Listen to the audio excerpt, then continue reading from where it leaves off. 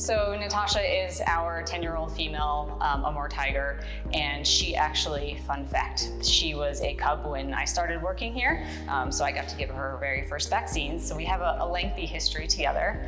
We did a workup on her 2 years ago, and we found a little mass in her abdomen, and it was very small, and it was hard to tell if it was actually a mass or if it was her ovary.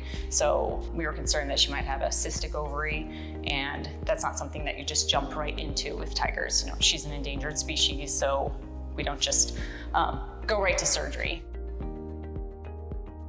Her keepers are very good at training her, excellent at training her actually, and so we were able to get blood work on her consistently. We're actually able to do abdominal ultrasounds on her through behavioral restraint. So she would lay down in a chute, and I would actually be able to put a probe on her and look in her abdomen and see if I can see any abnormalities. And that mass that was in her abdomen was growing very slowly, but it was still getting bigger. And it continued to grow, and then finally it got to the point where it was either we needed to breed her because she was getting older, she's 10 years old now, or we needed to do something with this mass.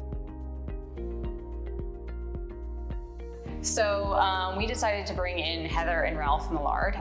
They are boarded small animal surgeons, and they actually work out of VESH, the Veterinary Emergency and Specialty Hospital, which is actually conveniently right across the street. They perform surgeries, difficult surgeries on small animals in the Wichita area, and they would be the best candidates to come in and perform the surgery because that's what they do. That's their specialty. So even though it is an exotic or zoo animal, it is essentially a very, very large cat, which they do surgery on every day.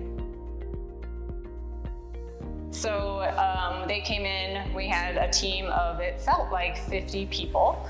They had their own team of surgical assistants. We had our large team of 3 veterinarians, 3 technicians, and then numerous husbandry staff. So it was a very, very large effort. And even though she was a large cat, still wasn't enough room around the table for everybody to be up close with her. So we focused, all of our focus was on the anesthesia and making sure she was doing well.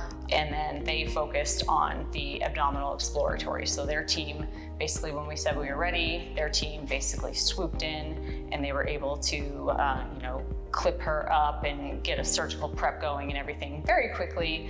And then they were able to perform the surgery way quicker than I was expecting, which is great. So because she's an endangered species, she's a very important breeder for the tigers. We went in with hopes that we wouldn't have to spay her. Unfortunately, it was so tightly adhered to her ovary that it did too much damage to that ovary, and we were afraid that we weren't going to be able to excise or pull away the mass from the ovarian tissue, and that would lead to complications post-op and then possibly the mass coming back. So we just decided to just take the ovary and take the reproductive tract. For me personally, the biggest part of this whole journey that we were on was doing best for the animal. And we had to really, think about what's best for the species and think about that when we were talking about her reproductive tract. We had several meetings about it, and we talked to the SSP over and over and over again of what the outcome could be or what the possible outcome could be, and if we're doing best for the species or if we're doing best by Natasha. And we decided to do best by Natasha.